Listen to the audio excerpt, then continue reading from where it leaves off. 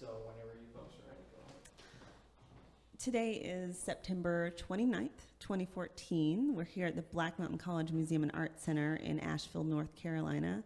My name is Erin Dickey, and I'm talking to Theodore, or Ted Dreier, Jr.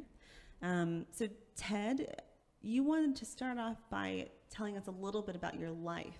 So why don't we do that first? Okay. One reason I thought it might be a little helpful to talk about my life is that a person's life is a little bit a lens through which I think one sees and expresses things. So if I give you a little capsule of that, then at least there would be that background. That's one approach. So I was born in Albany, New York. My father at that time was working for General Electric Company. And we lived up there till I was a year and a half. But then he decided to go back into teaching education, which had been an interest of his. So we went to Rollins College in Florida, and when I was a year and a half, and stayed there for about 3 years or more.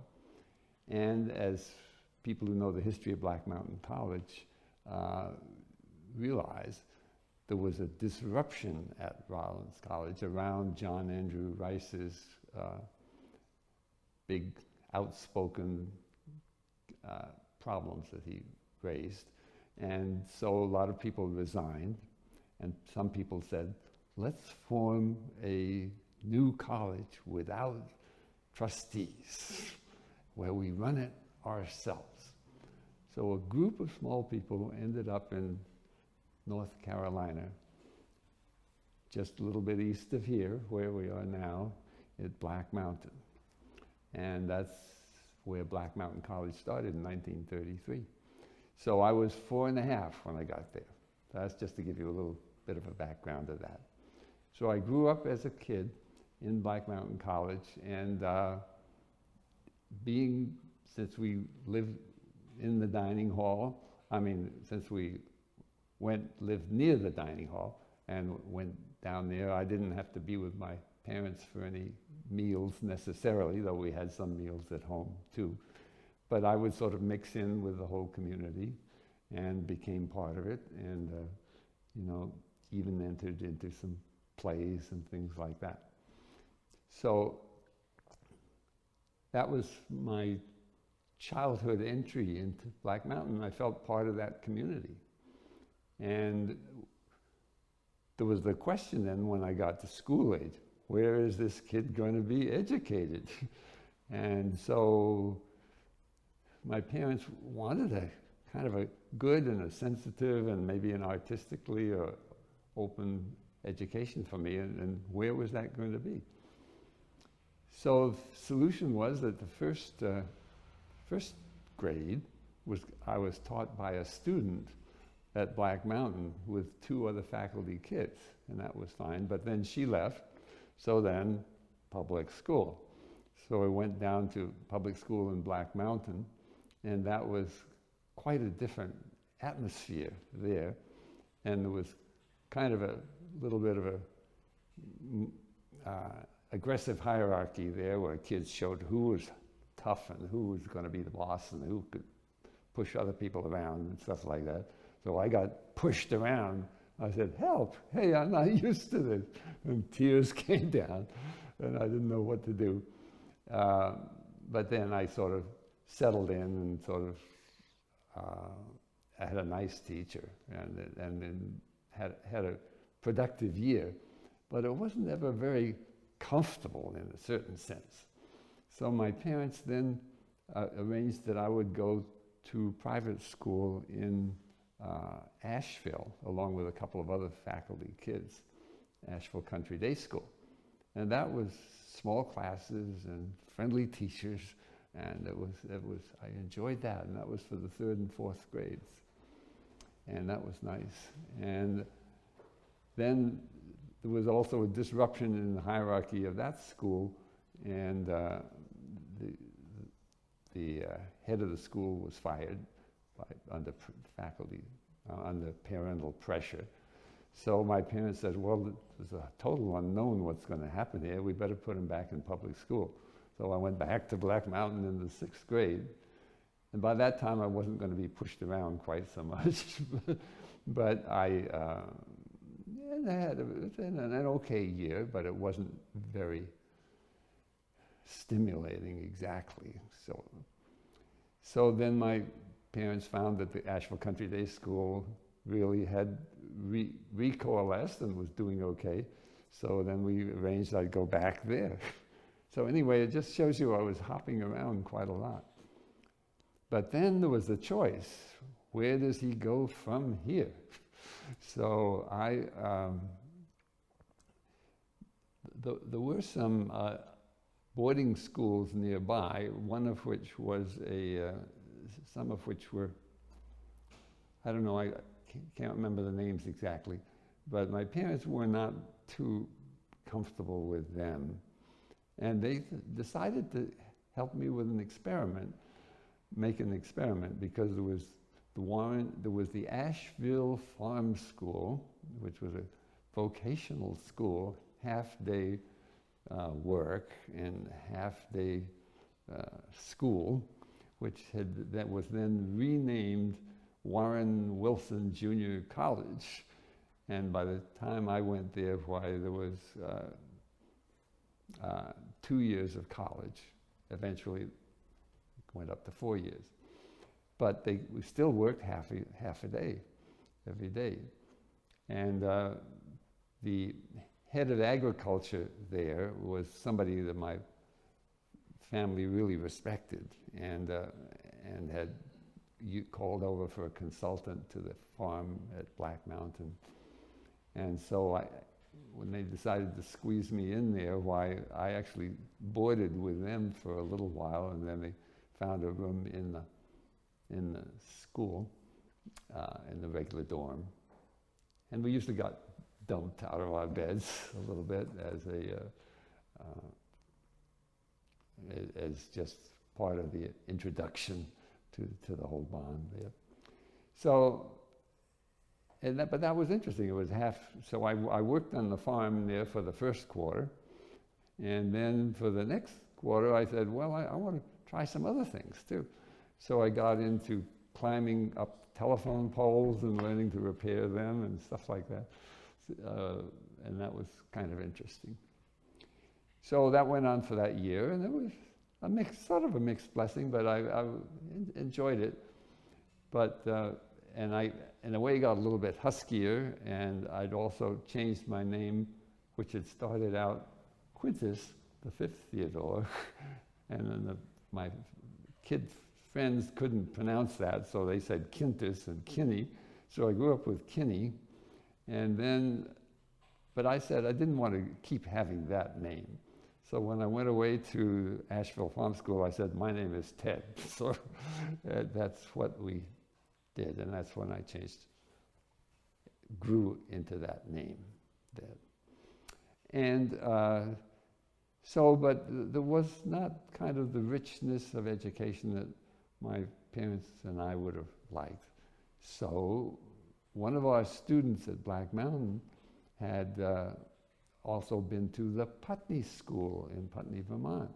And he talked to my parents about that, and they had not only art and music and good academics and a work program too. It was a little bit parallel to Black Mountain.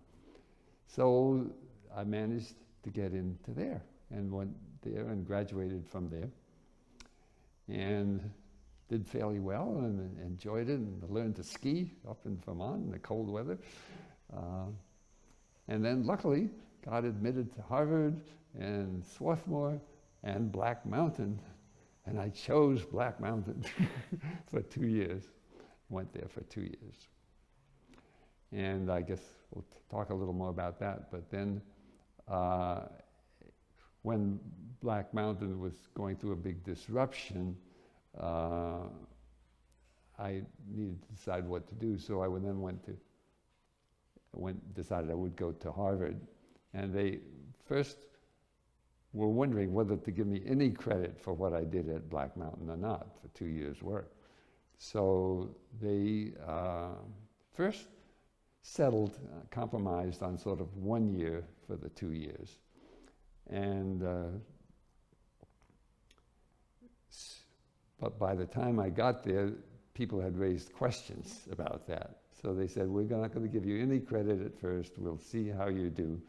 But we had already put you into upper class dorms at Adam's house, so you go right ahead, go in there, and we'll see how you do. Well, luckily, things worked out okay, so I ended up getting 1.5 years credit for my Black Mountain work at Harvard, 2 years. They didn't give me total credit, but everything. And I graduated from Harvard in 1952, and majored in music, but had a great experience with John Chardy as a poet there, and then thought, well, it would be really good if I had more cello experience, because I had started playing the cello at Putney School, and didn't have a teacher at Black Mountain, but kept playing, and then had a good teacher when I came to Boston area. So, but I then went to Nordwestdeutsche Musikakademie, Northwest German Music Academy in Detmold, Germany. And we'll go on in just a moment. I just put my finger up. Okay. So, yeah. Okay. Maybe go ahead and continue. Oh, I can continue. Okay. So Northwest German music. So, was admitted to Nordwestdeutsche Musikakademie, Northwest German Music Academy in Detmold, Germany, and spent a year there, and had a great adventure in Europe, being a student there, and went to Paris and a few other places also. But at the end of that time, we all decided I would probably be happier if I remained an amateur musician rather than trying to be a professional, because I really wasn't that technically good as a professional. So I loved playing, but so then there was the whole question, what shall I do? And there was a question mark in my mind too. But meantime, my parents had heard about a chance to, they had heard about an interesting psychiatrist who was creating treatment in a home setting. His name was John N. Rosen, and he lived in the Philadelphia area. And so he was looking for assistance to help create this home setting for individual patients, which he would then give a specialized, focused treatment to. And so it turned out he was willing to talk to me and said, yes, I'll hire you, and we could see where it goes from there. So I had a very interesting experience there, got interested in the whole field, and decided, I think I'd like to be a psychiatrist. So went back to doing part-time work and part-time study at the University of Pennsylvania to get my, to do my pre-med work. Went to Temple University Medical School in Philadelphia to do my medical training. Interned in San Francisco General Hospital, and then came back to the Boston area and did my residency at Mass General Hospital, McLean Hospital, Children's Hospital, and settled in this area. Eventually, as I got older, went into geriatric psychiatry too. And then I've retired from that, enjoying things. But meantime, I did get married, and happily with my wife, and we had, she had 4 kids with a widowed husband. I mean, she was widowed because her husband had fallen off a mountain. And, but I adopted those kids, and we had 2 more, and had a lovely, rich experience. And they've moved on, and I've retired, and interested now in Black Mountain and Yes. some other things. Indeed. So you've given us sort of that sort of capsule of your life, and let's go back now to your time at Black Mountain College. Do you recall, what's your first memory of the college, of Black Mountain College? And it could be an image or a sense, anything. I don't have one specific first memory that's prominent, but since we lived just up above the dining hall, and I have sort of memories of going down into the back door of the kitchen and then joining in for the eating breakfast and everything else. And I do have one fairly prominent memory that happened fairly soon with Joseph Albers, as it turned out, because all faculty and students and faculty kids all ate together, mostly. And so Joseph Albers he had come with his wife Annie over from Europe. They did not have any children themselves. But so he sat beside me once and he says, you know, in Germany, what we do when you have soft-boiled eggs, we cut off the top and we give it to the kid. So that's what I'm doing for you now. Doop, there, enjoy. And that was sort of fun, and that just stayed in my mind forever. How old were you, would you say? I think I was 7 or something like that, yeah. So you talked about, you live behind the dining hall. Could you go into some of your impressions of the physical aspects of Black Mountain College?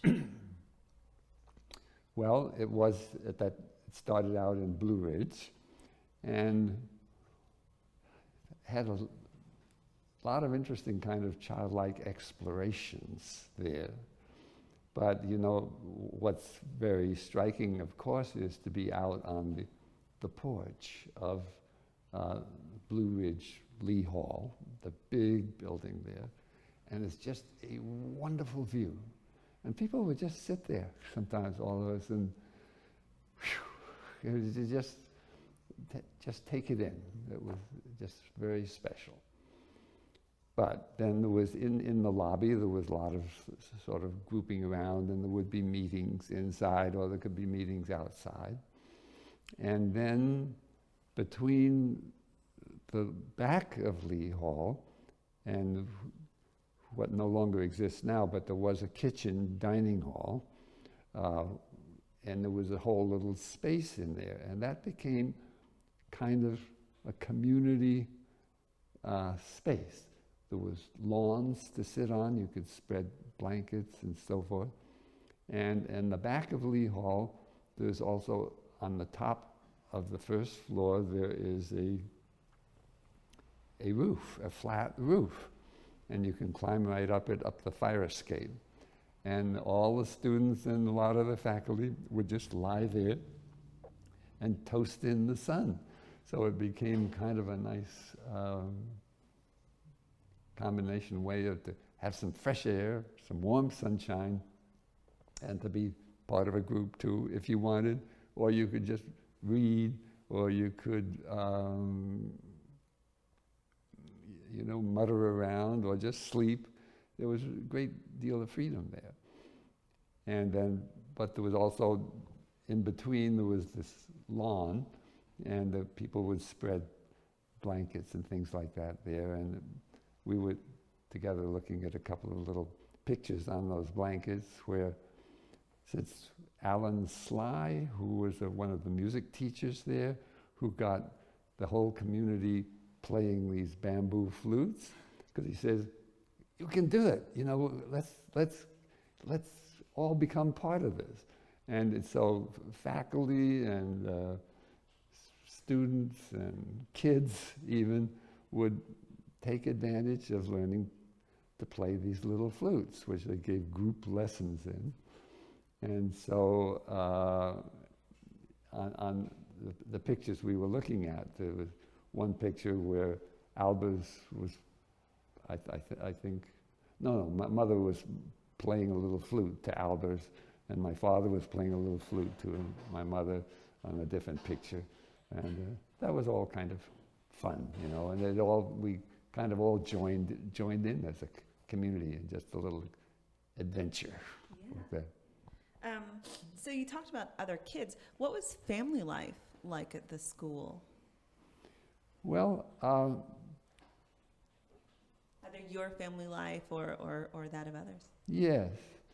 Well, I would say like our family life, a lot of the meals happened in the dining hall. But we would sometimes have our own meals at home, and usually, I guess, we'd have at least one little gathering around the table per day at home, and if anybody was sick or something, we stayed up there. But we were otherwise kind of interacting with the community quite a lot. But the family life was also would happen, yeah. So do you remember, did you ever sit in on classes before you became a student? An official student? I think not much. Well, I take that back a little bit. I mean, for instance, some parts of classes would be, in drama, for instance, Robert Wunsch would be saying, okay, part of our work in this class is to put on a play. And so they would put on these plays. And then I would get called in to play a kid's part or something like that. Which plays? Do you remember some of the plays you were in? Well, I particularly kind of remember one that was... well, Can you go ahead and ask the question again? Yeah. And then you can start again. Thank you. Which plays? Do you remember some of the plays you were in? well, one of the plays I sort of prominently remember was Bury the Dead. I forget the author of that, but that involved a whole lot of the community. It involved, actually my dad was in it too, and he played an editor or something like that. The whole story was there was a group of people who'd been killed in the war or something and shot in the war, but they wouldn't die or they wouldn't be buried or something like that. And so I was going to play the role of a little newspaper boy. I guess I was 7 or 8 or 9 at the time. And so I would come out at the beginning of the play and extra, extra, read all about it. They won't be buried. They won't be buried. Extra, extra. And it was sort of my way of kind of being part of things too. And there was another play I was in, and I forget the author now, but it was family life play, and I played the part of a young kid who would sit around at the table and mutter and have little bantering comments with people and things like that. What about the first official class you took when you became a student? Do you remember that first class? Or even any of the classes that sort of stood out in your mind? Well, there's quite a lot of classes that stand out in my mind there. And actually one way I've written some poems about them, so one way I could get across some of that would be to read the poems and then talk about it a little bit. Let's do it. Should we do that? This was Remembering Black Mountain College, 1933 to 49. Theodore Dreier Jr., also known as Quintus, Kinney, and Ted. So just giving me the spectrum there a little. And then this first little beginning poem, yes, I grew up, or partly grew up, at Black Mountain College. So talk about that a little bit. What made you end that poem with a ? Well, just that I wanted to sort of point to some unanswered questions, and just sort of hope that might therefore introduce the other poems in a way to some of the experiences. So one of my great interests was music, and there was a wonderful teacher there named Charlotte Schlesinger, whom we called Bimbus, and I studied with her. And then Mervyn Lane was from a big husky guy from New York, and had been to the New York School of Music and Art, but was sensitive too. And he played piano beautifully, and he also wrote poetry and things like that. So we were kind of half buddies in a way too. And so I'm going to write a little poem that describes how he and the teacher produced a very intense little concert. And there were concerts all the time at Black Mountain, and people would just sort of gather around, or there would be Saturday nights or something. So this is how I started out. Bimbus and Merv. That night, Bimbus, Charlotte Schlesinger, and Mervyn Lane at Black Mountain College, 1946, played on 2 pianos in that moldy old dining hall, J.S. Bach's Concerto for 2 keyboards in C major.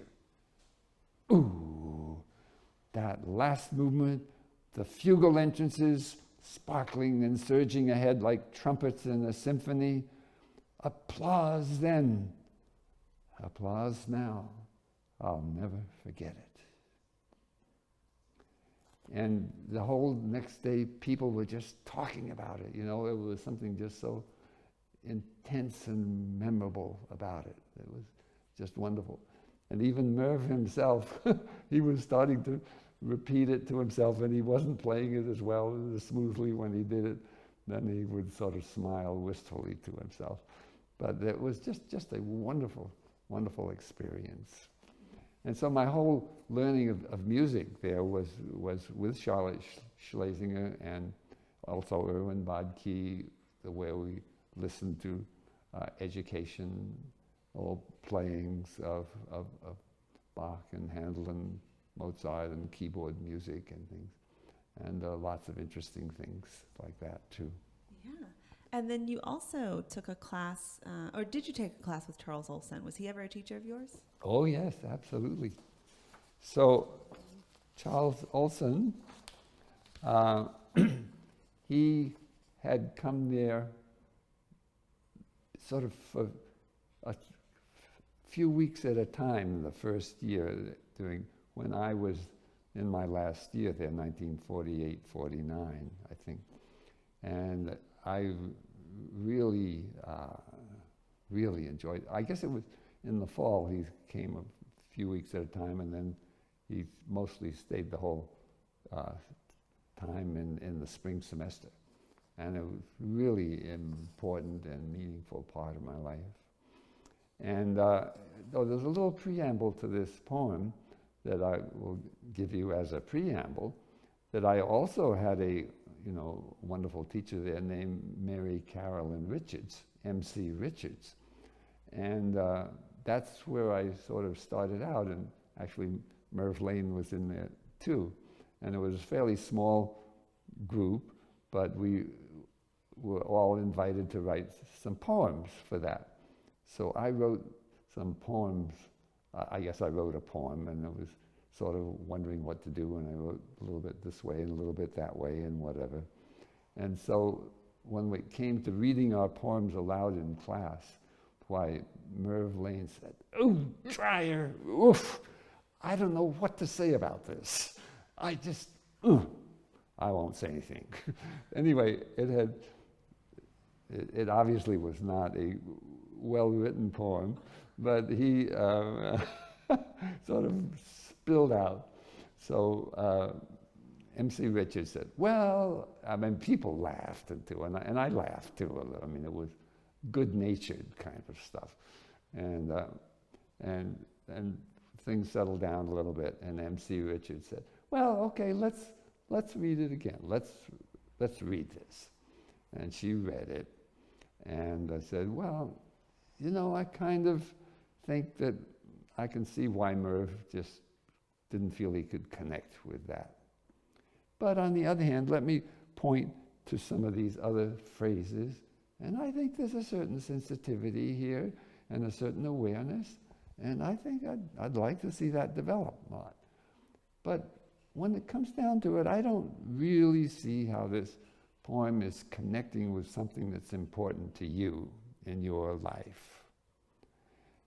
So I'm going to have a suggestion to you.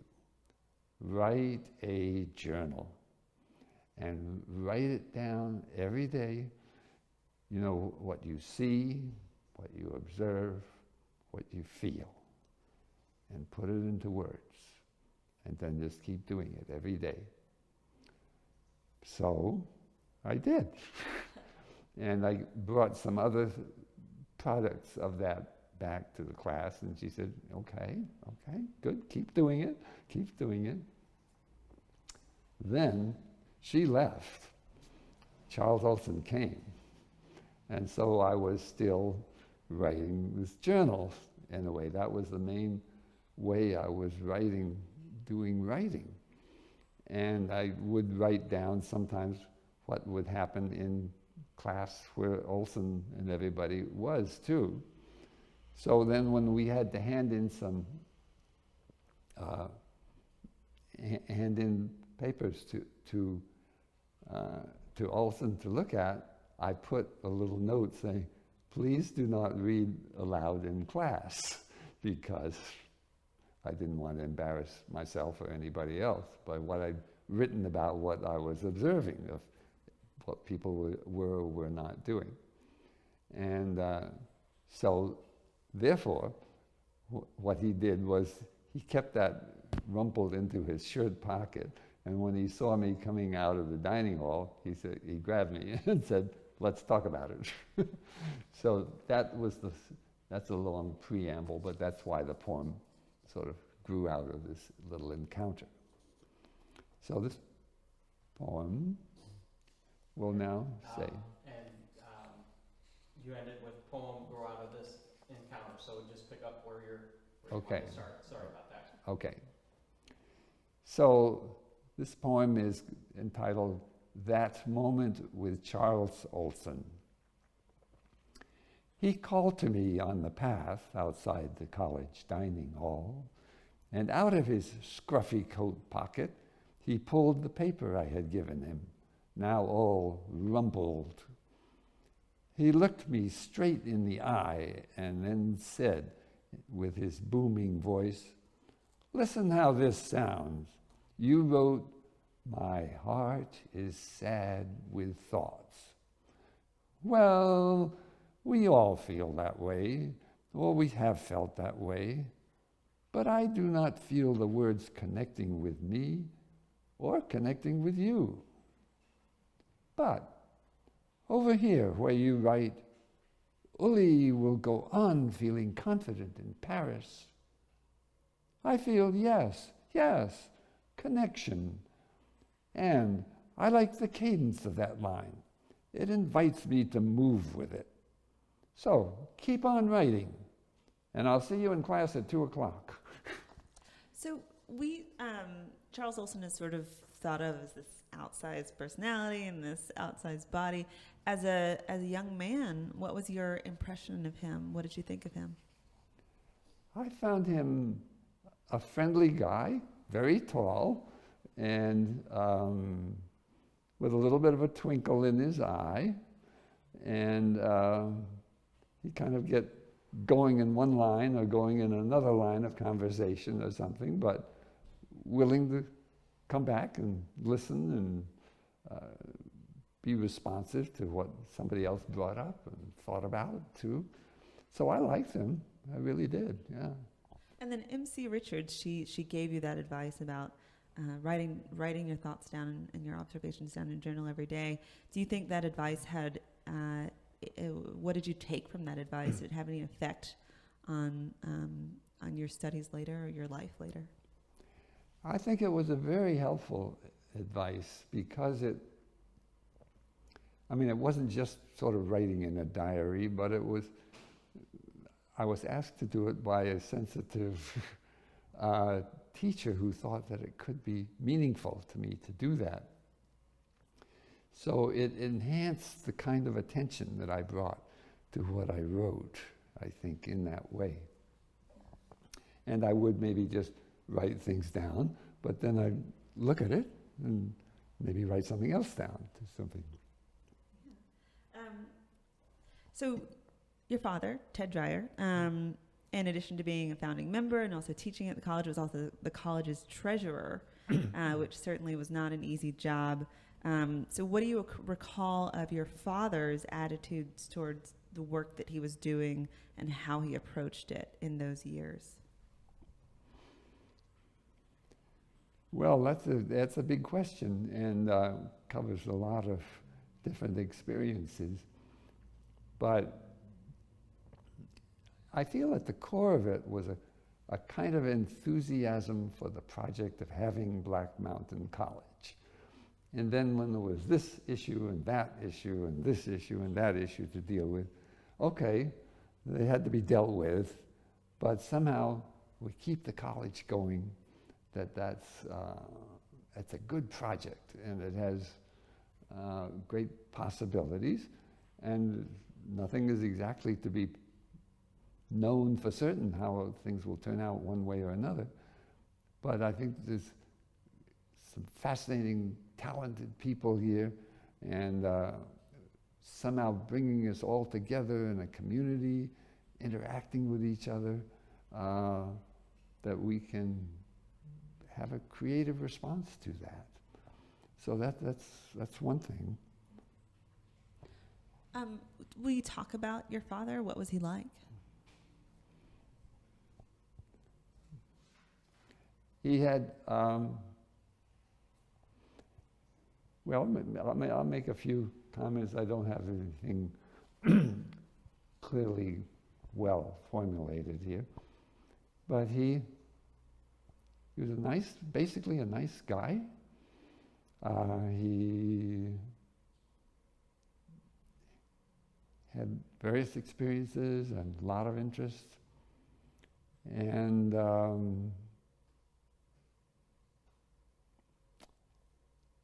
it seems like quite a job to talk about my father. What's your favorite memory of him? Or a vivid memory, we'll say. Yeah, I've quite a few of those.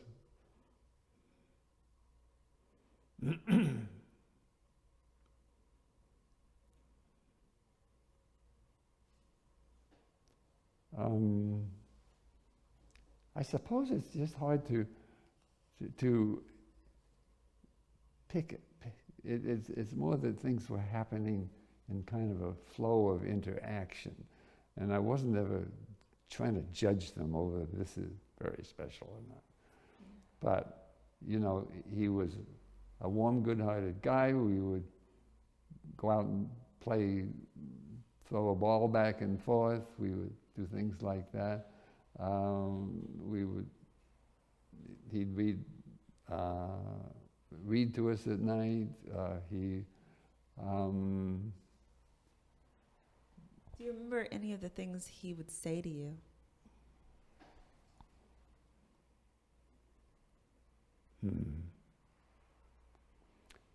Well, I do, but somehow nothing comes right to mind as you ask that question. I guess it would have to come up out of certain situations. We can come back to it. Okay. Yeah. You talked about the character of the college community, and you told a story on the tour of the campus yesterday about the calf, a calf that was born.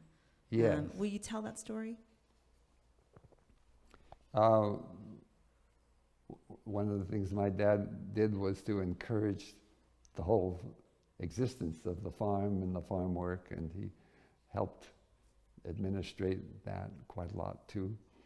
And so anyway, and he talked with Ross Penley, the farmer, and things like that. And so the college did have, I think, 3 heifers that were started out to be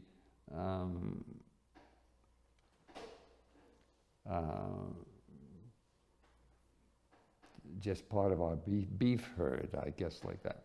So one of them was pregnant and delivering a calf. And there was a great difficulty with this. It was her first calf delivery. and so that it went on for a long time and wasn't happening and wasn't happening. And the vet was called, and he tried to give some other injections that would help it move along faster. And it partly seemed to move it faster, but it partly wasn't solving anything. And so somehow people in the college became more and more aware of this, an expanding group. And so it became a bit of a college crisis in a sense. And then finally the calf was born, but it was stillborn, dying.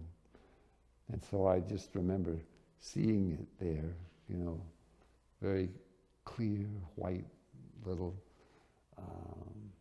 wet haired skin on its face. And it was just something, and the poor mother was just totally exhausted, kind of. So it was quite an experience, and I was somehow involved in seeing quite a bit of it too. So, and then there was conversation around the dining room tables in the cafeteria and dining room of the college, and so that was special. But just having that experience of a death, and a death of a baby calf, it had kind of an impact on all of us. And in a sense, brought a little bit of a bonded sense of sympathy as we expressed our feelings about it to get together, I think. Hold up just a second. Check something here. Okay. And about how old were you then? Do you remember at that point? I think I must have been around somewhere between 12 and 14. I can't remember exactly. Yeah. And I believe also yesterday on the tour you talked a little bit about the death of your brother Mark. Mm-hmm. Will you say what you remember about that experience? Let's see.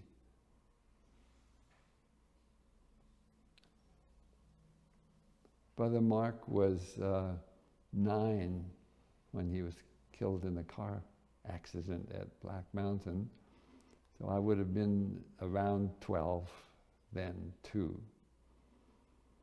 And I think what we as groups of kids would do would be to sometimes go up the river. We'd go down to the stream and then up the stream and play around in some of the pools that were up there and have fun and stuff like that, and then walk back along the road. And so we were doing that, and we were doing it with at least one of the farmer's kids. Well, the farmer at that time was Ross Penley, and one of his kids was Jack, and it was about the same age as my brother Mark. And so as we were all walking along together, Jack Lipsy, who was the black cook of for the college, and a revered and admired guy in some ways, drove along and said, "Oh, anybody want to?" Or he stopped and said, "Hi, how is the swimming?" or something like that. And anyway, one way and another, I can't remember the conversation, but Jack ended up on the holding on to the outside of the one side of the car, and my brother on the other side. And if anybody can remind me of what those little boards used to be The running boards. The running boards, right. So they were standing, feet were on the running boards and they were holding up. And the river had actually, I mean, the road had been affected by a big flood quite a lot. So there was a lot of bumps in it.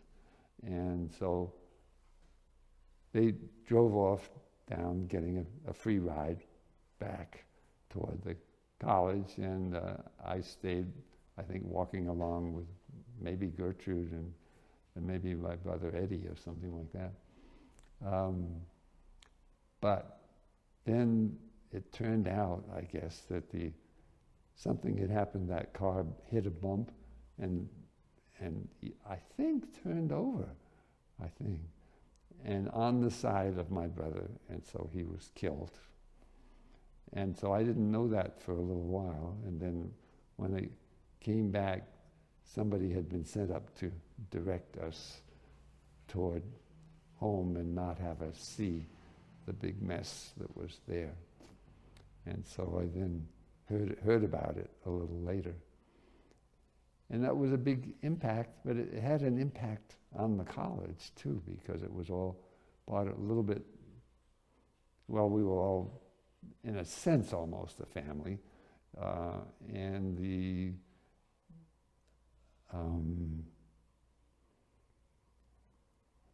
fact that had happened to one of the young kids that was always usually running around with such a lot of brightness and everything had an impact on the whole community.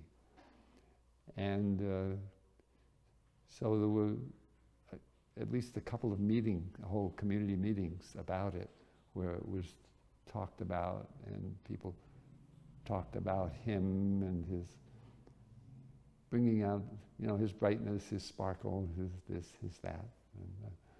And that was very meaningful. And it was sad, and it continued for a while that way. But then, we all went back to our own lives and sort of tried to integrate that into our lives too. And the building, the Quiet House, was part of that integration, wasn't it? That's right. One of the special people connected to us was Alex Reed, who was a very talented guy and would often come and talk to the Albers and talk to us, and was sort of had a close connection. And he was also kind of smitten by what happened and wanted to have something creative happen in response to it. So, talking about, and I would say also that both he and Mrs. Albers and my mother and my father, and occasionally me, would join on Sundays in sort of a Quaker quiet meeting. And so we thought, what about if we create a space where anybody who wants to, in this kind of tumultuous setting that we're all in, could go and just be quiet and be open to what comes to them when they're quiet like that. So there was sort of some fundraising, and Alex Reed said he would do it, and he was a very artistic guy, and so he really created some wonderful stone patterns, and there were these benches which are here now, and I'm so glad they were saved. I just sat on them this morning, and it felt kind of good to sit in them again, that connection. But then people could go there, and then they could go for totally any other reason, of course, to be quiet. But that was the knowledge, and now it has a very different kind of function, and it's been expanded and built up and remodeled, and is a place where people live and maybe do other activities. But but it was meaningful at that time. Go ahead. So, in thinking about the college and how the community functioned, you also mentioned the bulletin board that served as a different kind of center. Talk about that bulletin board. Well, over at Blue Ridge, there was an enormous bulletin board in the Lee Hall lobby. And there was, I think there was one section that was supposed to be reserved for faculty announcements or something like that. But then there was another section where it was just open for whatever, anybody could put up ideas or things like that. And so that was a wonderful way people could come and look and have an idea and write something, and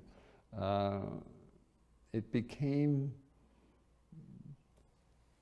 sort of just a communication mechanism, I think, and it was really, really good in that way. And then Bob Wunsch, who was the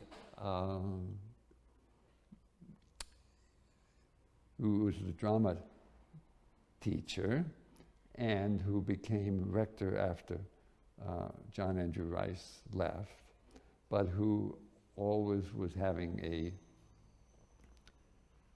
kind of a positively toned communication during general meetings and things like that. He made use of the bulletin board to put up ideas and thoughts and observations, and he began setting this tone of using it as just a very meaningful way of community communication and keeping in touch for whoever's interested. When we moved to Lake Eden, there wasn't as much space. So it ended up that there was, in the entry to the studies building, as you enter on the right, there was quite a bit of bulletin board. And then down in the dining hall, when you entered, we also had quite a large, moderately large bulletin board there. So that was set up that way, and the things that were a little bit more academically or philosophically oriented would tend to be up in the studies building one, and practical other kinds of things down at the one just inside the dining hall entry. But also, since music happened there and drama happened there, there was sort of an overlap of those kind of comments coming up too. But it was kind of fun, and people would come in and they'd look and they'd read and they'd sort of feel in touch with what was going on. I love that idea. So you mentioned John Andrew Rice. Do you have any memories of Rice? Yes, I do. He was some general memories of him just being quite a presence there. But then I have some sort of little childhood memories too of, and he would, in the up above, in the back of Lee Hall, it's different now because they've modified the ground, but there used to be sort of a little space there where you could put chairs on that uphill side. So he often would be sitting there in a chair, smoking his pipe, looking at something he wanted to read, and looking around at everybody. And he was sort of available if people wanted to talk to him, or also he was just there too, right? So, and he, I think he liked the idea that somehow this became a whole community area, both on the sunroof above his head there and out in the lawn too. So but he would, in order to sort of attract the kids, he would often have candy, and so he would bring candy in, and so we would go up and get candy from him, and that was sort of fun. And that was fun. And then I did have one little encounter with him that wasn't quite so fun, but when went below, he was having what was to him a very important meeting, I think, and I don't know if it was a class or whatever, but it was in the building down below. If you were on the porch at Blue Ridge, and it would be down to the right, and there was a roofed walkway that went down there. But we kids would play around in there, and we often played up in the attic of that building and stuff like that. But he this time was having a class down in the basement, and when I went in, I sort of noticed the class, but then I totally forgot about it. So when I came out, I was just making noises and singing and stuff like that. And he really, I think he had maybe told me before, giving me a shh kind of signal, but then I had forgot. So then he got really furious, and he left his class and chased me all the way up, and, all the way up through the covered walkway into the beginning of that underground space there, and then I didn't have anywhere else to go. So he sort of grabbed me and shook me a little, said, "I told you to be quiet now, and why didn't you?" Or something like that. I said, "Ugh," I didn't know what to say. But then he said, "Okay, just remember." And then he went back to his class. So for a little while, I didn't go back and have candy from him, but then I did. So I feel a little bad to bring this up, but it does, I mean, he was somebody who had kind of spontaneous energy that would come up, I think, and from my later understandings too, that his willingness to sort of go out on a limb, to be in charge of what you think is the right thing to do, or is worth experimenting, or is worth trying. And he was willing to take risks that way. And that's what helped get Black Mountain going. So I should be really doing a little bit of appreciation of those abilities too. Though it got him into trouble, into interactive trouble sometime, but he was also ready to listen to people too. So I think his thoughts of, say what you think, but listen too. So I think that was some of my experience with that. And it's wonderful to hear those stories, because it really paints a more multifaceted portrait of these figures that now we can only read about. Yeah. You sort of get to see their complexities as a human.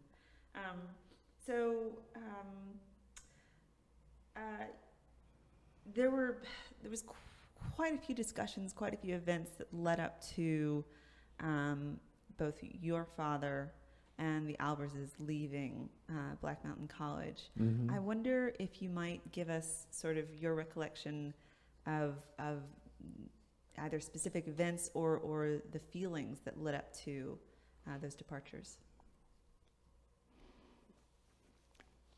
And I'm not very refreshed on the technical points, so this will be just partially communicative.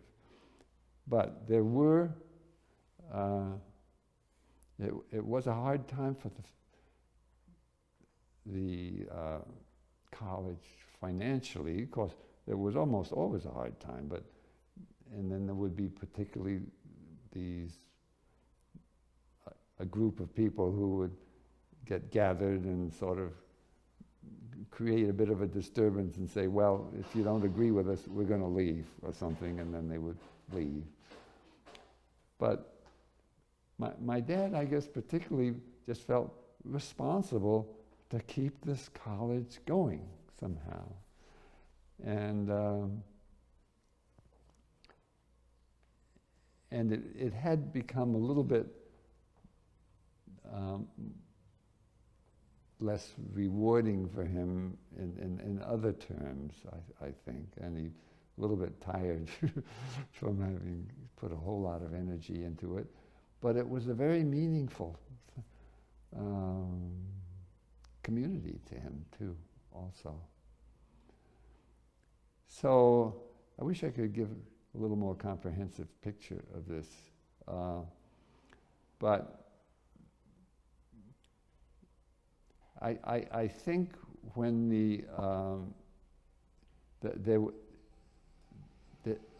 I guess there was a real financial crisis, now that I'm remembering a little bit, that developed after some of the finances that had come through paying for veterans coming had helped keep the college going and supporting and reduced the great crisis situation that almost always was there. Otherwise, where is the next money going to come from?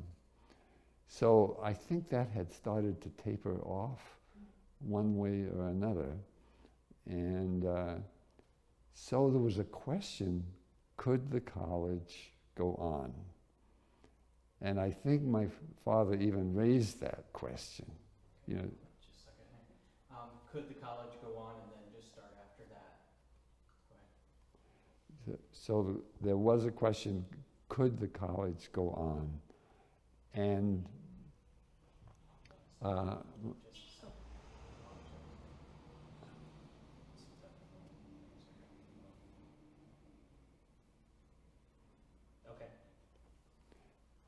So there was a question, could the college go on?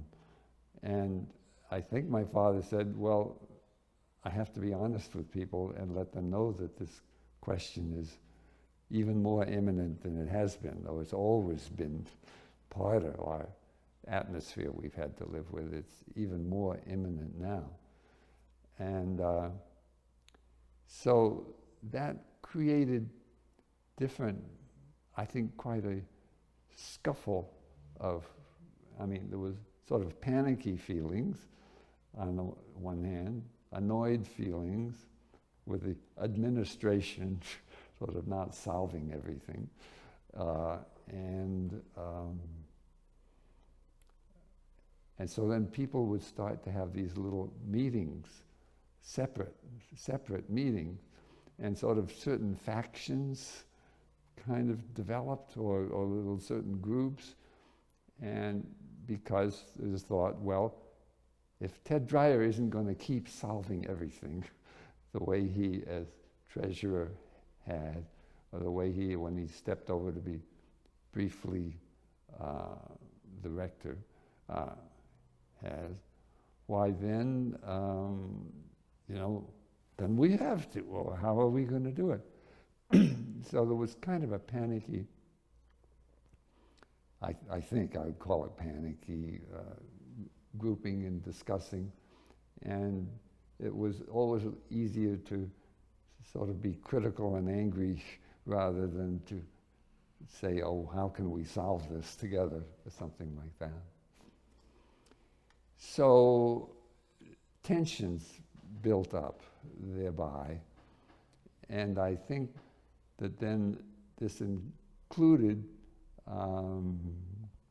also the Albers in a way, because they thought we don't want to devote our full energy, which should be creating art and things like that, into just dealing with scrambles and fights and struggles.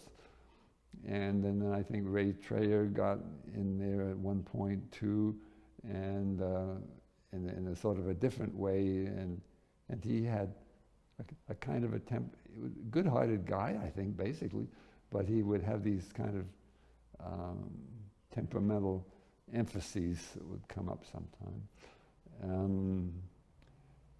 So my memory is that things felt unsettled, and there was uncertainty about what would happen, and I think there was an effort. My father thought what really is needed now is a new administrator, because I don't think I'm going to keep doing it. So he did arrange to have Mr. Pittenger, who had been an administrator in a Northeast institution up here, I forget which one, to agree to come and do that. And so I think that arrangement was made. And then he thought, well, then at least I could go without feeling I hadn't handed the responsibility to anybody. And so people were not very happy with that solution. And I think it worked for most of a year to some extent, but then he was asked to leave, and then other little factions came up. And then gradually then Olson kind of emerged as a way. He says, why don't we just sell land and then write poetry? Something like that. That's maybe oversimplifying it.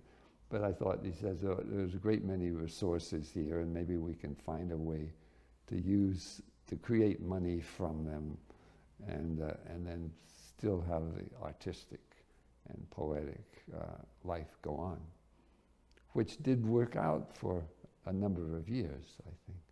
But then it kind of faded. You were sort of internal to all that. You saw your father's reaction to leaving firsthand. I mean, what did it feel like to you and him and your family to leave? I felt sad to not be able to continue with what was very meaningful to me, because Charlotte Schlesinger, my special music teacher, was going. Alber's artistic teacher was going. I didn't know if Miss Cunningham, anyway, that wasn't going to be a really livable survival profession for me anyway, but it was meaningful learning experience from him. So with a lot of the key people leaving, and I was also starting to think, gosh, how am I going to earn a living? Where am I going to focus my life now? So it was part of that kind of growth too. And I didn't really see a clear pathway at Black Mountain that was going to help me with that. So then I went back to having been accepted at Harvard, and worked my way into going back there, and majored in music, and the rest of that story. Yeah. You mentioned before the interview that that there was almost, you said maybe a sense of relief. Your father had a sense of relief about leaving. So could you talk about that maybe a little bit? Well, I'm sure it was a mixed feeling. He, on the one hand, was devoted to the ideals of Black Mountain College and the people he had worked with there in pursuit of these ideals, but somewhat accepting of the fact that there were fluctuations and changes, and none of us can control everything. And so that, in a sense, most people were just saying, you know, you deal with the money problems while we enjoy ourselves, or something like that, or pursue what's really interesting to us. He said, you know, first of all, I don't think I can do it all by myself, so we need to have a little bit more of an administrative a structure of some kind. And so I think that, but then, so in a way it was a relief to be out of that situation. But Black Mountain was a very, very meaningful part of his life, so it was sad to leave it in a way too. But then he kind of developed other focuses later. It took a transition period for him. Would you say a little bit about how Black Mountain College changed during your years there, if it changed, or maybe you changed with it?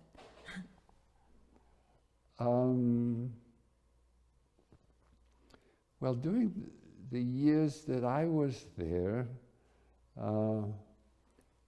I felt mostly very enriched and rewarded by the teachers that I was experiencing with.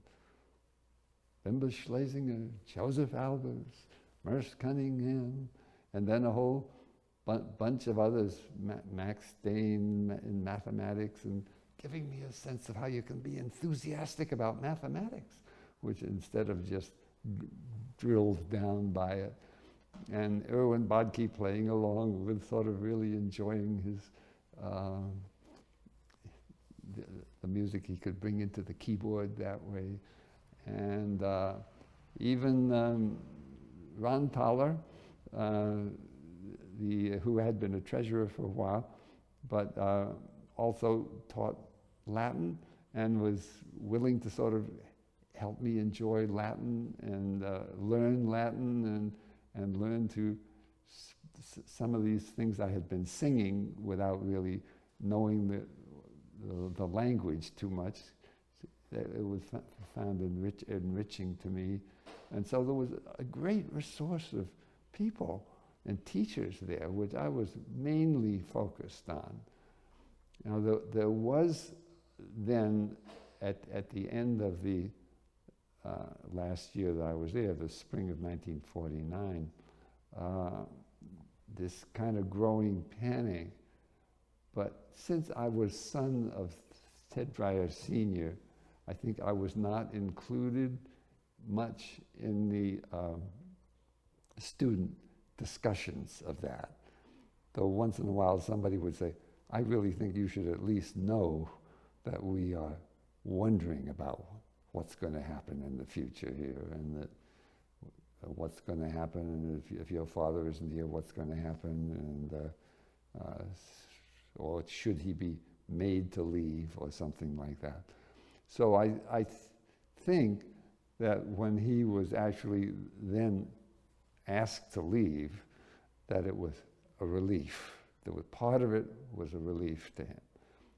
But part of it was a sadness too, that all the years of effort that he had put into in helping create this and maintain it were not appreciated, or he wasn't given any real appreciation for that. Hold on just a second. Okay. So I have a sort of final question, but I want to actually get in a little bit about your impressions of Merce Cunningham, because I don't want to leave that out, and Max Dane as well. So will you talk a little bit about Merce Cunningham first? Yeah, in fact, I have a little poem that I wrote about him. My experience, one of my experiences there. And I'll read the poem, and then I'll talk a little bit. It's called Merce. Merce Cunningham shows right arm up, left arm out to the side, says, shoulders down, Ted. Good. Now, 1, 2, 3, 4, 5, 6, 7. Pause. 1, 2, 3, 4, 5. Still. So talk a little bit about that. What does that mean? What was his teaching style? His teaching style was he was not very verbally affluent, but to show, and he would show with his arms and things like that what we should do. and then to have a rhythm and to have a body awareness. So that if we didn't know that our shoulder was up and that it wasn't the right position, that it should have the shoulder down or something like that. And yet he sort of, through awareness, visual awareness of what was happening, would help us become in the present and somehow more expressive, able to express through our bodies what we could do by just being aware of what was in our bodies. See? And so it was a wonderful teacher, just great. And then Max Dane, you said, gave you this experience of the excitement of mathematics. What was he like as a teacher? He was a short little guy with white hair and a German accent, but twinkle in his eye, and he enjoyed somehow the presence of being aware of what was happening in mathematics as a form or as a pressure or something like that, or at least that sort of came across. So that made some impression on me when he was saying, okay, so you see the graph goes like this. Or so he would sort of, that kind of caught my attention. Now he would give us good, precise attention on the mathematics too. But he somehow conveyed to us that all this technicality and learning the technical parts of the mathematics, you don't have to get entangled in that. You can get a sense of what it's really trying to do. And it was a bit beyond. And there was, of course, a lot of more advanced mathematics that he was so tuned into that we didn't know anything about, that he just wanted to open for us this possibility that it was there. And that stayed with me, even though I never got too much into all that math. Yeah. I mean, that seems to be something that unites a lot of the Black Mountain College teachers, a dynamism and then a sense of the beyond, the significance of what day-to-day learning was going for. So you grew up at Black Mountain College. How would you compare your childhood conception of Black Mountain College to your later teenage and adult impressions? Did it change in any way? Well, my later teenage was also including the Black Mountain College. Well, I mean, there were different elements in it, and the whole atmosphere in the college changed in how it impacted me just through the environmental changes to some extent. I mean, being on the Blue Ridge campus and seeing that wonderful view. But of course we all did hiking too, and my dad took me on hikes up all in the mountains and stuff like that. So I felt engaged in the mountains, and we did that from Lake Eden too. But it was a little less vivid visually from when we moved from this high spot where you could have mountain views and great views to down by a lake with mountains above you, but all entangled in interesting art and other things going on too. So there was that kind of change. And then follow up with a question again. So did you experience, is there a difference between your childhood conceptions of Black Mountain College and your, the way you experienced it later as a teenager?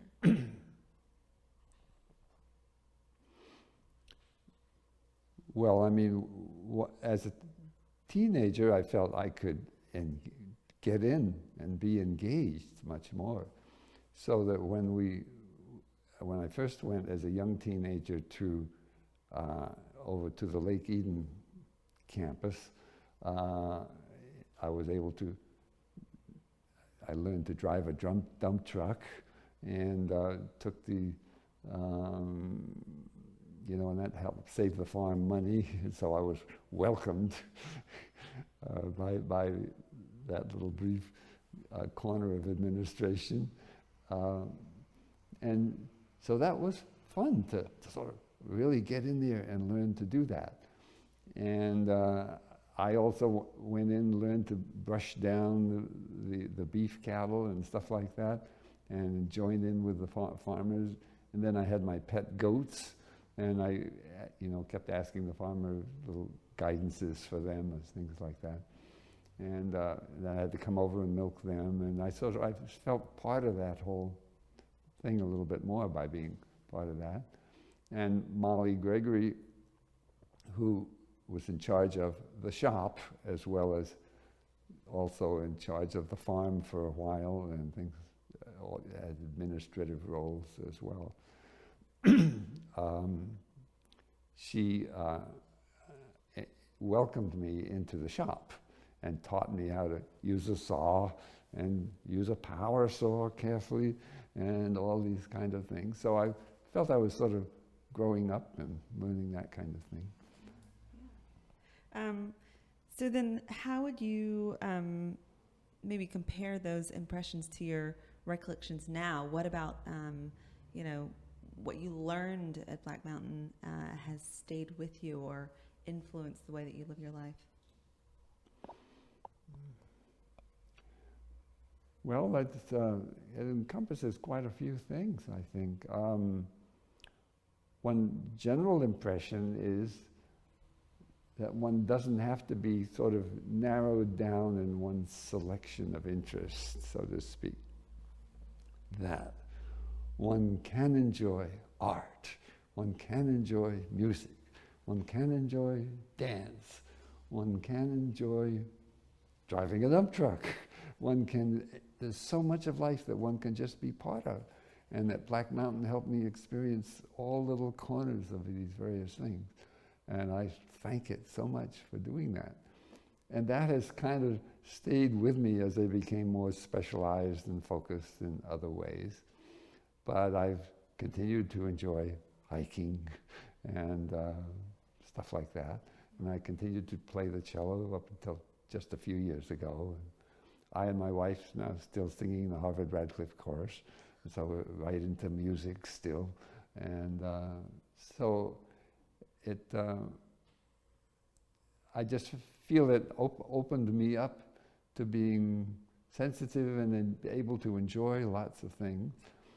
And then when problems arise and there's tumult or struggles or something like that, that it doesn't have to be the end of the world, though it can be pretty uncomfortable when it's happening. It's a very good lesson to learn.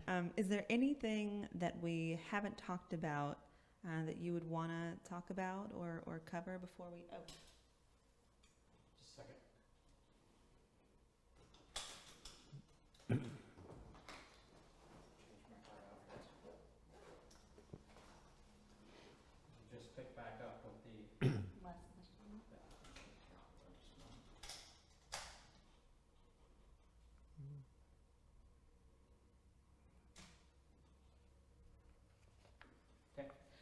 Is there anything that we haven't talked about or covered only briefly that you would want to talk about before we end? Well, I would just mention, we haven't actually mentioned the Black Mountain College Museum and Arts Center, where I am now, and it is just such a wonderful experience to me to come and have reawakened a reawakening of that kind of meaningful learning experience I had, meaningful life experience that I had. So obviously I know everybody has to live in their own present, but if there's a kind of recording of art, music, poetry, things like that, which somehow have an enlivening aspect of them. And if there's a way of making that available to people so that they can see how it might relate in a creative way to their own life, I think that's terrific. Now, of course, nothing can last forever, but anyway, hope this goes on. Thank you so much, Ted. It has been an absolute pleasure. Pleasure for me, too. Very good. Beautiful. We could go on and on. On and on, yes. Follow-up questions and follow-up questions. Yes, yeah. I don't want to keep you That's the great. whole day. That's great. Well, I enjoyed it very much, and thank you for helping put it on film. You're welcome. It's really, the stories that you tell are just so interesting. Yeah. And that's I good. mean, really put you back in a place, back in that place. Yeah. Those details are totally vital. Yeah. So that's great. That was great, Ted. Oh, thank you. Thank you. I think one of the best oral histories we've got in our Yeah, collection. It was just amazing. Well, thank you for helping me enjoy that re-experience. That was great. Erin does a great job with the questioning and Yeah. But the subject, it's all about the subject. Mm.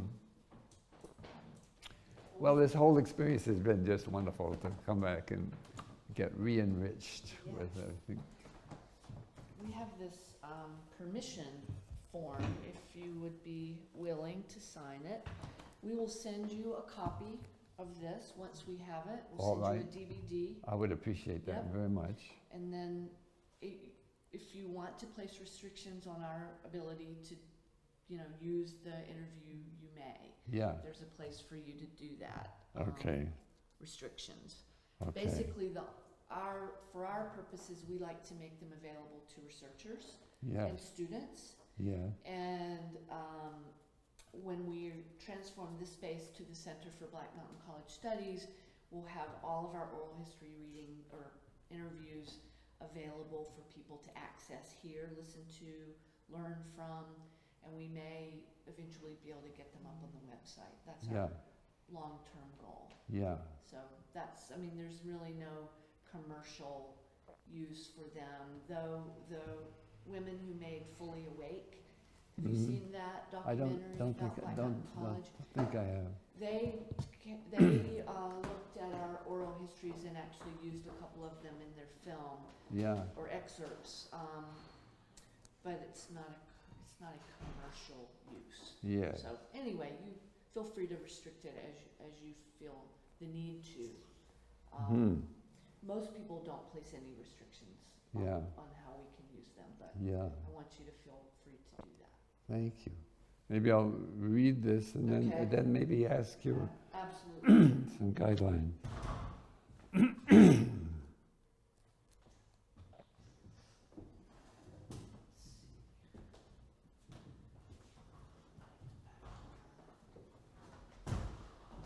This information is absolutely priceless. It is. Very priceless. This is the last one. He just spent so many years there. The span. Yeah. And that's, nobody else has got that. Yeah. And the perspective of a child. Yeah. Yeah. So great. Yeah. Also, a child growing into a young man. Mm. Yes, really quite wonderful. And there were so many fascinating people there. And truly be able to remember them and talk about them.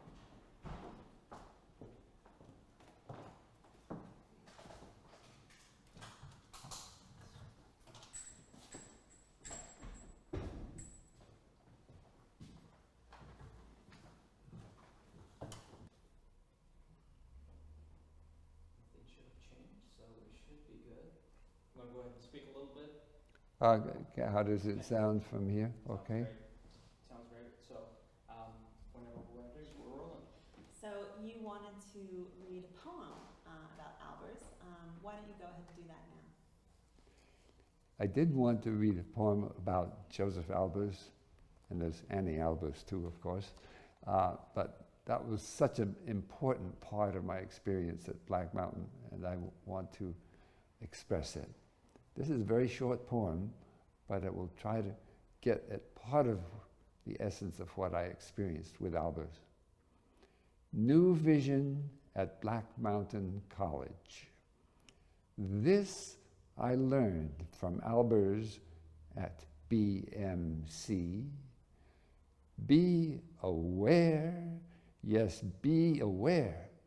Yes, be aware now and begin to see.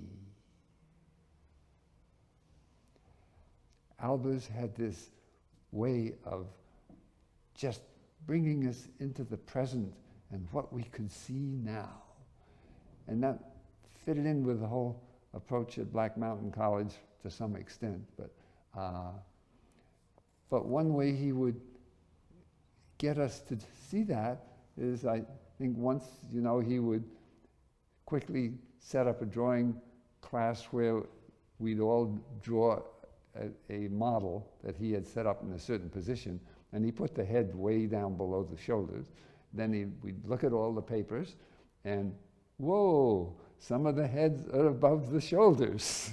So it shows we weren't really seeing, we weren't really there in the present and observing what was there.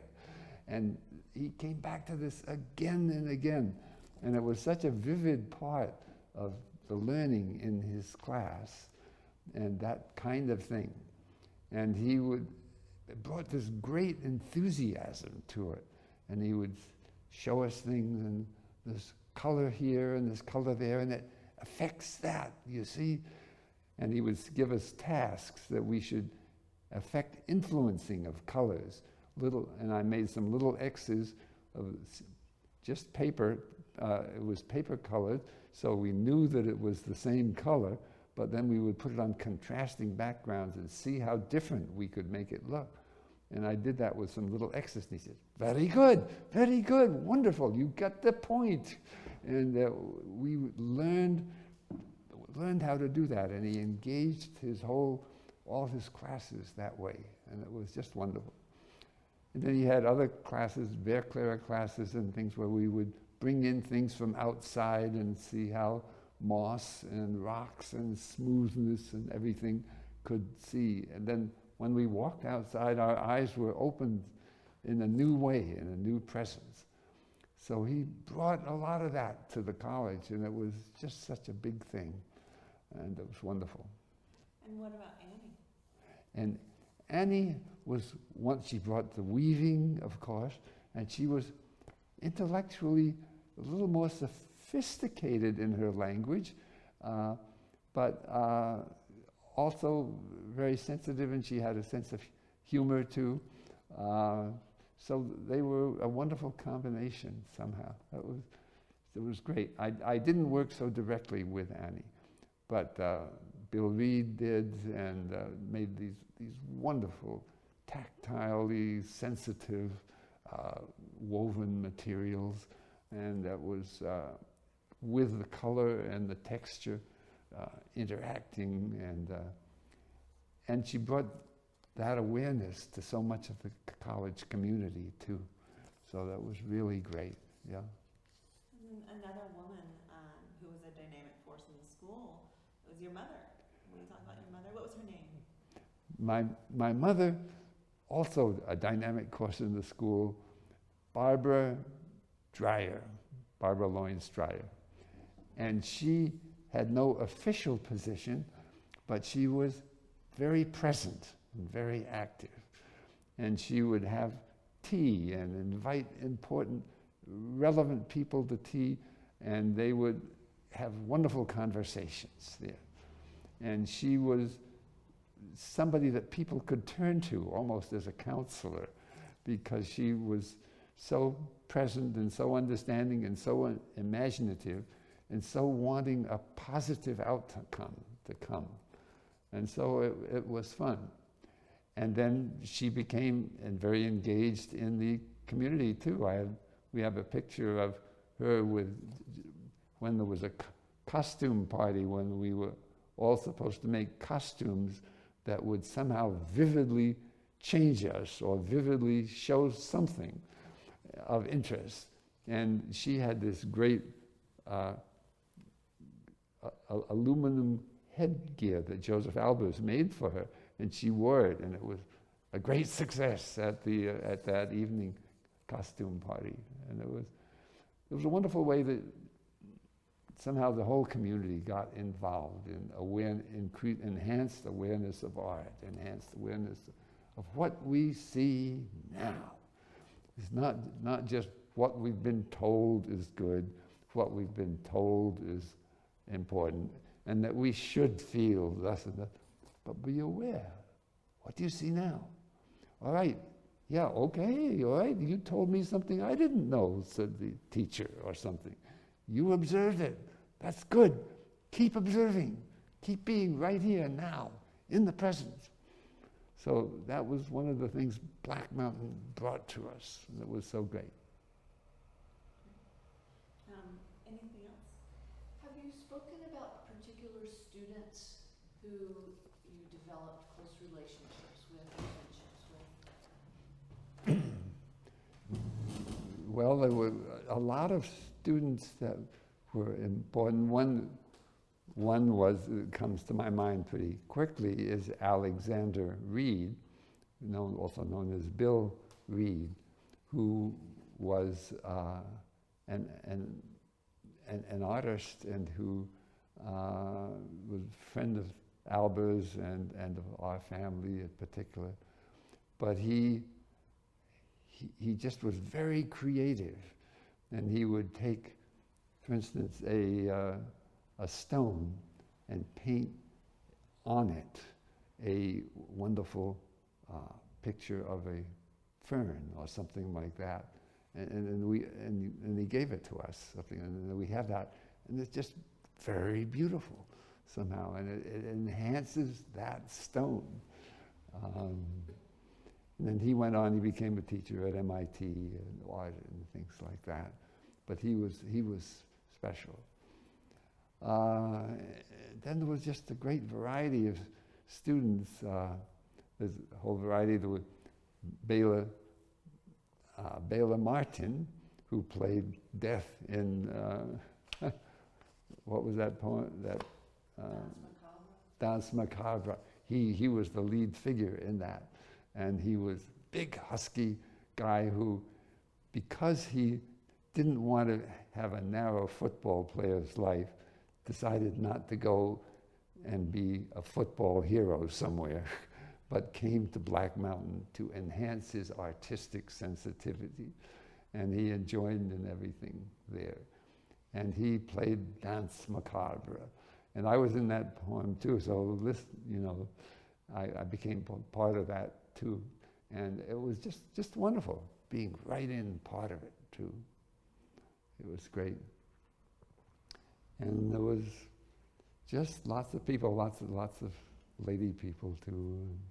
Just all smiles sparkling some of the time, coming up, weeping some of the time, but with a readiness to express and share emotions.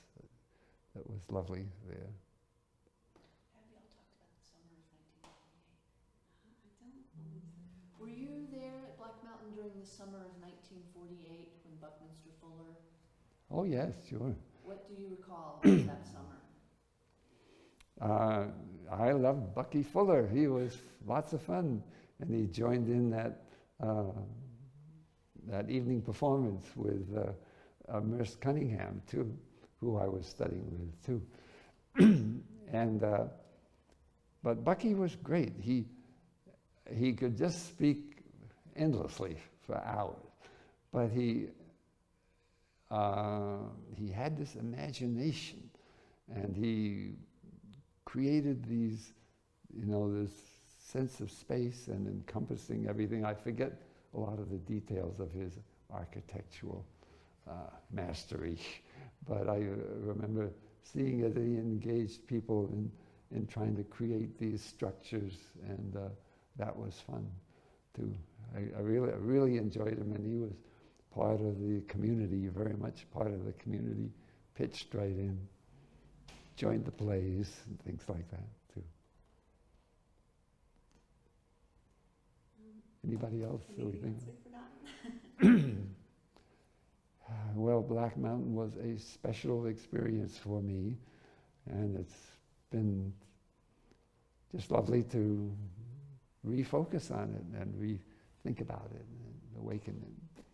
But I think it especially just gave me permission to try to be interested in anything, anything that was around me, art, music, dance, everything. Things I disagree with, take another look at it. Be aware, Don't jump to conclusions about things. Don't try to exclude anything. So, Albus would, for instance, have us bring in muddy things, or things that usually think, yuck, we don't want to bring that in. But he says, see how this person put these two things together? It creates a different feeling about that mud, right? And he would have us learn to influence from what was right next to something. Not only color, but also texture and things like that. And that was the whole, I forget, Verclair, I think they call that, yeah. It was very enriching in life to do that. They called it matière. Matière. Also that word came in too, yeah. Yeah. Yeah, he was very special in that way, yeah. Do you remember the student Ruth Asawa? Absolutely. She was close to our family, and when I went out to San Francisco to intern, I went and saw her and Albert Lanier, and they were friends, and she was very close and very meaningful. What kind of a person was she? What was her personality like? She was, sometimes she would seem to be kind of quiet without a lot of special expression on her face, but then her eyes would brighten up and her little face would start to smile a little. But there was nothing repelling about that. It was more that her attention was somehow what she was looking at or what she was feeling within or something like that. And she was just a wonderful person. And she was wonderful with her hands, and she created all these wonderful wire sculptures, and we had some of those. And she was just a beautiful person to know somehow. But it took a while to get to know her, because there was a certain quietness about her, I think. But I just really I've felt close to her all my life, even though I've never seen her for years. She was just a lovely person. How about Hazel Larson Archer, or Hazel Frida Larson? Yes, Hazel Frida Larson Archer. I liked Hazel a lot too. I so admired her photography, and was sometimes joining her in some photography classes that we had with some of the great photographers that came during the summertime. And then we admired what she created so much, and it was just terrific. But she had this, she was crippled from earlier polio, I think, but it didn't stop her from just moving to do what she wanted to do, what she thought would be artistically relevant. So she would push herself to do that, and it was good. And but she was, what's the right word? But persistent in her thinking. There's going to be something meaningful that I find here. And how can I find it? I'll shape this, I'll cut this off, I'll bring this, I'll focus on this. And there was somehow this whole approach was very creative, and I admired it very much. And there was a kind of a twinkle in her eye too, so I enjoyed that. Would you want to speak about Charles Forberg and Ati? Charles Forberg and Ati were people who met at Black Mountain and were very meaningful in our lives too. Charles Forberg ended up going into architecture, but he did a lot of artistic work there and creative work, and worked in the, he got his hands into things. He maybe drove the tractor, or we had at one point, I think, a thing with Caterpillar tracks that you could clear the roads with, and he learned to do that. So he got his hands into things too, and learned all these practical matters. And I think he had some difficult times emotionally for a while, and then he came back, and he somehow, through Black Mountain, I think he developed a great sense of confidence and confidence in himself, and through his work with Albers and all, the sense in creating meaningful structures. And then when the buildings were being built, he sort of joined in that in a creative way too. And then Ati Gropius, who then later became Ati Gropius Forberg, who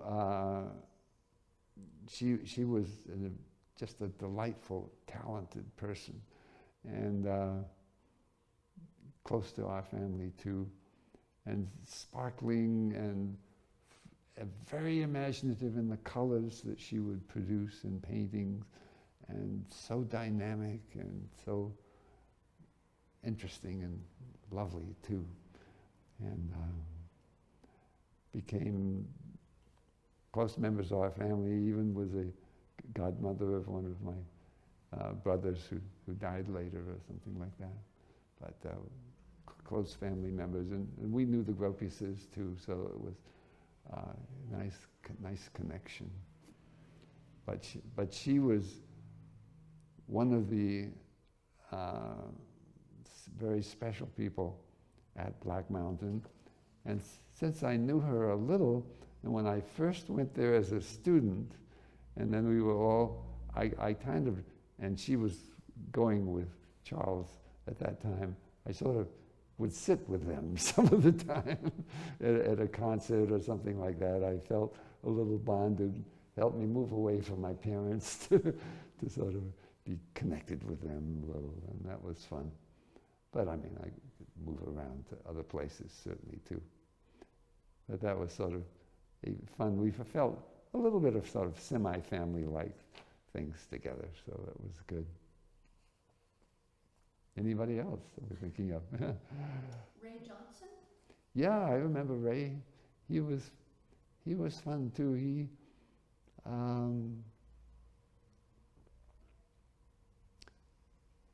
He sort of had these special thoughts and opinions. He'd have a little twinkle in his eye when he said them, because he would tend to maybe state something that sounded a little like a dogmatic statement, but with a twinkle in his eye, there was room for conversation. So that was kind of fun. And then he created very sort of impactful drawings and everything too. So I really appreciated that.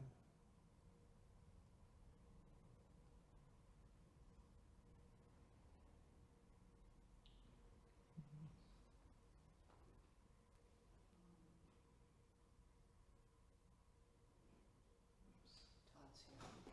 I guess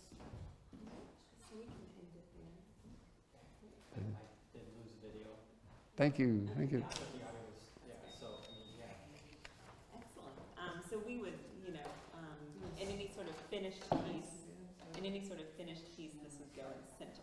Yes, yes, We'd put it good. in the center with the other recollections. Okay, good. And then you'd have your ending already. Okay, Did all everything. right, So all great. right. Wonderful. I'm glad we got that in there. Yes, I am too. Yeah. Very good, Good. good, thank you for that. Great, okay. All righty. Right, We're very pleased. okay. And I sat on Molly's bench Oh, yes. the whole time. Oh, And every time I moved, it squeaked. And I was very nervous about that. And they said, yes, they did hear it a few times.